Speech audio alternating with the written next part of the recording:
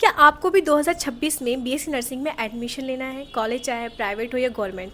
तो ये वीडियो तो आपको देखनी पड़ेगी, क्योंकि एडमिशन लेना अब इतना ज़्यादा मुश्किल हो गया है कि जो बच्चे प्रिपरेशन भी करते हैं और पहले से इन्फॉर्मेशन भी उनको होती है, वो भी एडमिशन नहीं ले पाते हैं। तो आपको इसलिए इस बार ज़्यादा से ज़्यादा मेहनत करनी है, ज़्यादा से ज़्यादा इन्फॉर्मेशन कलेक्ट करनी है, ताकि आपको पहले से ही अवेयर हो जाओ और आपको सारी इन्फॉर्मेशन आपके पास रहेगी, तो आप का जो एडमिशन है उसे होने से कोई भी नहीं रोक सकता।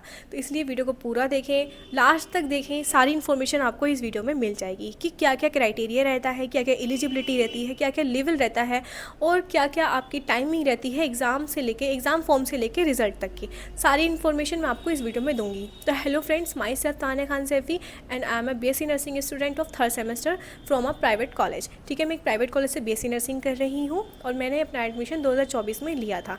मैंने भी अपना यूपीसी नेट का फॉर्म फिल किया था। यूपीसी नेट का फॉर्म आपके उत्तर प्रदेश के बच्चे जो हैं वो फिल करते हैं बीएससी नर्सिंग में एडमिशन लेने के लिए। अगर आप भी बीएससी नर्सिंग में एडमिशन लेना चाहते हो बहुत ही इजीली और बिना किसी रुकावट के, तो आपको ये वीडियो पूरा देखना होगा, जिससे आपको अभी से इन्फॉर्मेशन मिल जाएगी, तो आपको आगे कोई भी प्रॉब्लम नहीं आने वाली है। सबसे पहले बात करते हैं कि यूपीसी नेट का जो पैटर्न है वो क्या रहता है।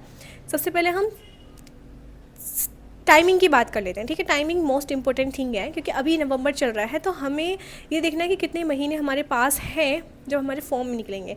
तो अगर बात की जाए तो नवंबर से हमारे जो फॉर्म हैं वो निकले जाएंगे हमारे अप्रैल में, जैसे कि हर बार होता है। तो अप्रैल में हमारे फॉर्म जो है वो आउट हो जाएंगे।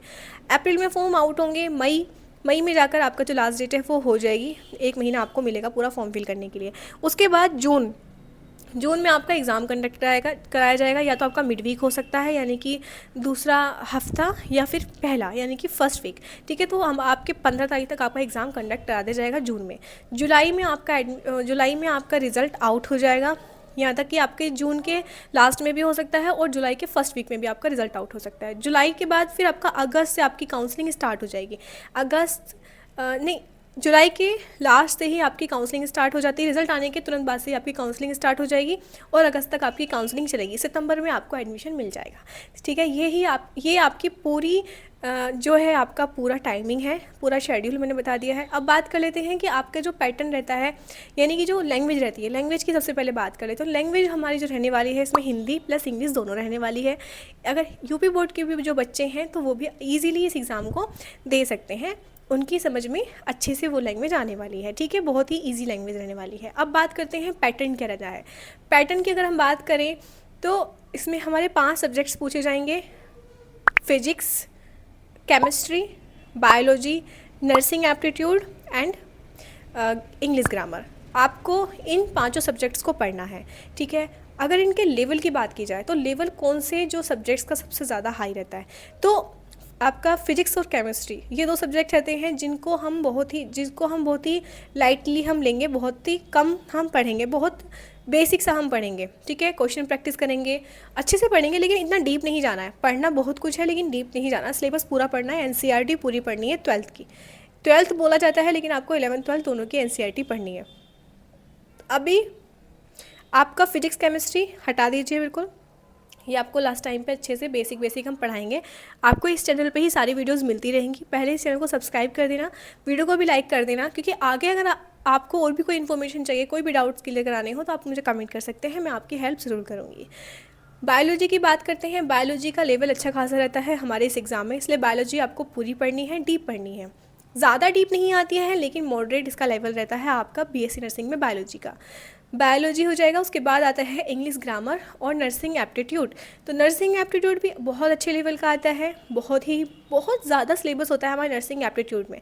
तो नर्सिंग एप्टीट्यूड भी आपको पढ़ना है। मैं सब पढ़ाऊँगी इसी चैनल पर, अगर मुझे जैसे जैसे टाइम मिलता रहेगा मैं सारी क्लासेस इस पर अपलोड करूँगी, और हो सका तो मैं आपको लाइव भी पढ़ा सकती हूँ। जब से ही अगर आप मुझे सपोर्ट करते हैं तो मैं भी एक डिजिटल बोर्ड लगाना चाहती हूँ जिसके थ्रू मैं आपको पढ़ा पाऊँ, और मेरा भी एक सपना है आप सभी को लाइव पढ़ाने का, डिजिटल बोर्ड पर वो पूरा हो पाए, उसके लिए आपको एक लाइक करना पड़ेगा।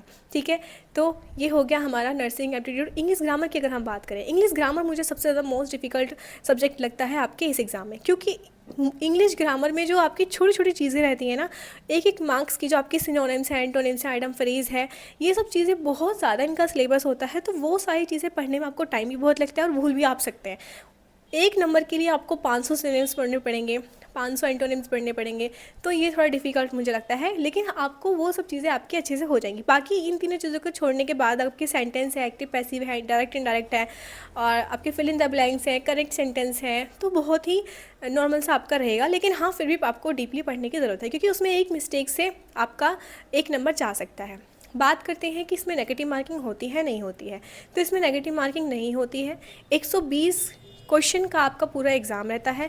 120 में से अगर आपके 60 मार्क या 55 60 तक आते हैं तो आप एलिजिबल हो किसी भी प्राइवेट कॉलेज में एडमिशन लेने के लिए। अगर आपके आते हैं 100 प्लस या 110 या 15 तो 105, तो आपका जो सिलेक्शन है वो गवर्नमेंट कॉलेज में हो सकता है। और गवर्नमेंट कॉलेज में सिलेक्शन होने पर आपको फ्री ऑफ कॉस्ट पढ़ाई करनी है बीएससी नर्सिंग की, आपको कोई फ़ीस नहीं देनी है, ठीक है।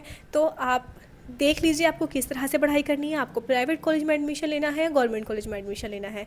सारे जो चीज़ें हैं, इन्फॉर्मेशन है, फॉर्म से रिलेटेड, किसी भी चीज़ से रिलेटेड बीएससी नर्सिंग में एडमिशन लेने तक मैं आपके साथ हूँ, आपकी हेल्प करूँगी। आपको वीडियो में बने रहना है, आपको इस चैनल पर बने रहना है, तो चैनल को सब्सक्राइब किए बिना बिल्कुल मत जाना, ठीक है। तो आपका लेवल हो गया, लेवल बहुत मॉडरेट सा रहता है, ठीक है। आपका पैटर्न हो गया, मैंने आपकी सारी सब्जेक्ट्स बता दी हैं यहाँ पर।